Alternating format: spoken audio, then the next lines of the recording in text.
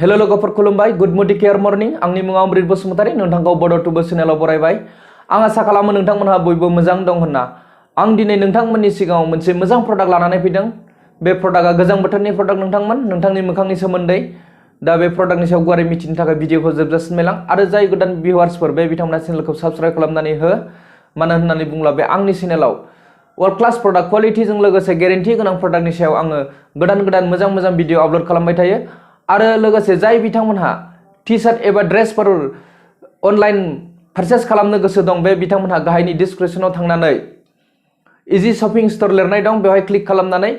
खम बेसेनावनो cash on delivery order खालामनो हागोन नोंथांमोन दा नोंथाङा नायदों बड' टुब इउ दे बिदिब्ला भिडिअखौ जागायदिनि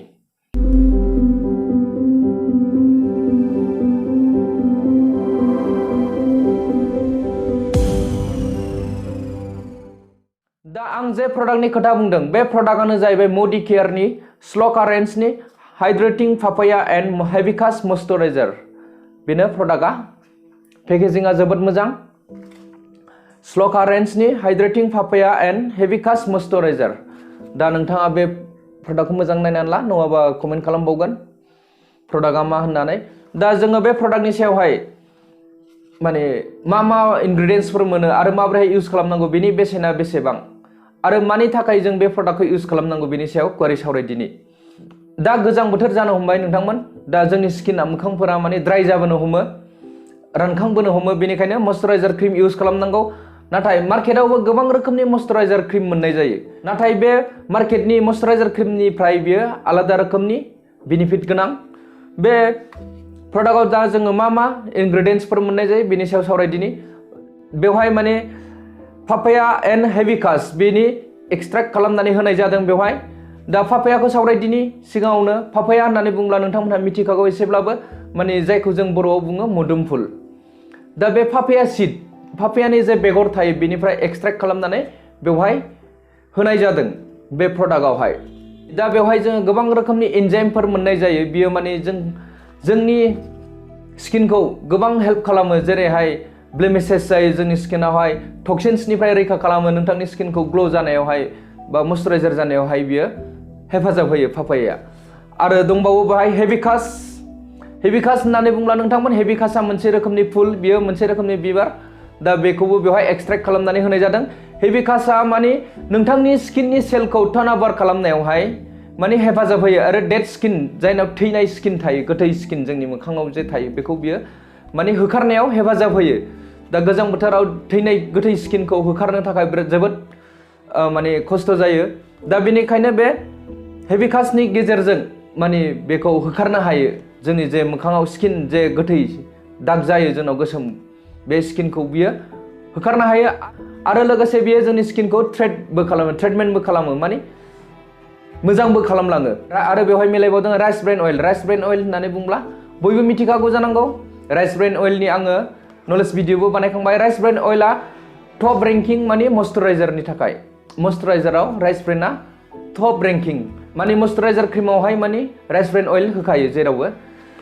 नाथाय नोंथांमोनहा मार्केटनि बे मइस्चराइजार क्रिम फुनोब्ला माने नोंथांनि स्किना डल जानो हमो माने लाइटिं जायो नोङो मइस्चराइजार क्रिम फुनदों होननानै सिनायथि मोनो नाथाय बे श्लका रेन्जनि हाइड्रेटिं पापाया एन्ड हिबिस्कास मइस्चराइजार क्रिमखौ जुदि फुनोब्ला नोंथाङा जे मइस्चराइजार क्रिम फुनदों बेखौ मिथिनो मोननाय नङा माने 2 to 3 मिनिटनि गेजेरावनो नोंथांनि स्किनावहाय माने मइस्चराइजार क्रिम फुनदों होननानै सिनायथि मोननाय नङा माने नोंथांनि स्किनजों एबजर्ब जालांजोबगोन बियो सिनायथि मोननाय नङा आरोखि सिनायनो मोननाय नङा ओरैबायदि मोजां एबजर्ब जायो नोंथांनि स्किनजों दा मार्केटनि नोंथांमोनहा जुदि मइस्चराइजार क्रिम फुनोब्ला नोंथांनि स्किना डल जागोन बा थाव बादि नुगोन जोंबाय थागोन आरो नाथाय बेवहाय बेबायदि मोननाय नङा अब्लाबो बियो नोंथांनि स्किनखौ ड्राइ जानो होनाय नङा आरो अइलिबो जानो होनाय नङा माने बियो थिगै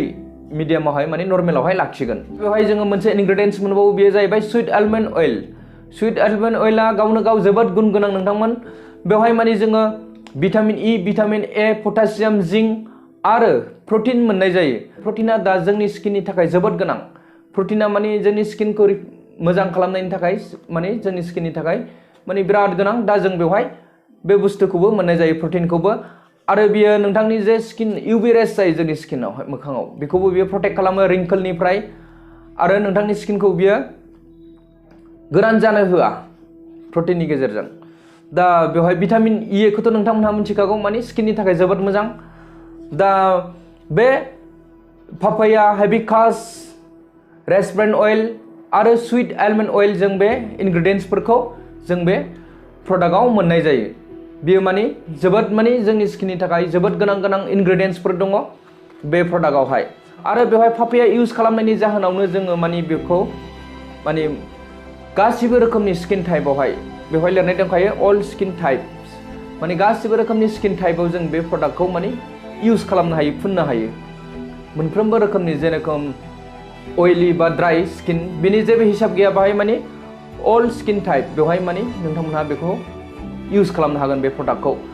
इउजनि फारसे सावरायदिनि दा बे प्रडाक्टखौ माबोरैहाय इउज खालामनांगौ होननानै बुङोब्ला सिगांग्रो नोंथाङा नोंथांनि मोखांखौ मोजाङैहाय क्लिन खालामग्रोनांगोन माने फेस वाशजों वाश खालामग्रोनांगोन मोजाङैहाय बिनिफ्राय नोंथांनि मोखांखौ ड्राइ खालामनांगोन एसे रुमाल टावेलफोरजों ड्राइ खालामदो बेनि उनावहाय बे प्रडाक्टखौ नोंथाङा नोंथांनि मोखाङाव एप्लाइ खालामनो हागोन अब्ला बियो एप्लाइ खालामखांनायनि उनावहाय 2 to 3 मिनिटनि गेजेरावनो माने नोंथांनि स्किनजों एबजर्ब जाजोबगोन सिनायनो मोननाय नङा नोंथाङा जे मयस्चाराइजार क्रिम इउज खालामदों ओरैबायदि मोजां एबजर्ब जायो बे स्किनजों दा बिनि बेसेननि सायाव सावरायदिनि नोंथांमोन बियो बिनि बेसेना बियो 100 ml आव फैयो बियो 263 रुपिस बिनि MRP आ 263 रुपिस स्क्रिनावबो होगोन आङो दा बेखौ जुदि नोंथाङा मडिकेयाराव फ्रि आइडि रेजिस्ट्रेसन खालामनानै फ्रि आइडि बानायनानै पारचेस खालामोबा बिनि गाहायाव मोनगोन मानो होननानै बुङोब्ला मडिकेयारनि मोनफ्रोमबो प्रडाक्टआव आइडि बानायनानै जुदि नोंथाङा प्रडाक्ट पारचेस खालामोबा 10 to 20% डिसकाउन्टआव मोननाय जायो आरो लोगोसे आं सिगांनि भिडिअनिफ्रायनो बुंबोगासिनो दं माने मडिकेयारनि मोनफ्रोमबो प्रडाक्टआव नोंथाङा गेरेन्टि मोननाय जायो सेटिसफेक्सन गेरेन्टि प्रडाक्टआ जुदि मोजां नङाब्ला इउजफुल नङाबा नोंथाङा रिटार्न खालामनानै 30 डेजनि गेजेराव बिलजों लोगोसे बिनि बेसेनखौ नोंथाङा मोनबोफिननो हागोन बे प्रडाक्टखौ अनलाइन पारचेस खालामनो गोसो दंब्ला खालामनो हागोन नाथाय सिगांग्रो नोंथांमोनहा मडिकेयाराव कनसालटेन्ट जाग्रोनांगोन माने आइडि बानायग्रोनांगोन दा प्रि रेजिस्ट्रेसन जायो दा नोंथांमोनहा आइडि खालामनो गोसो दंब्ला कल खालामनो हागोन नङाबा WhatsApp मेसेज खालामनो हागोन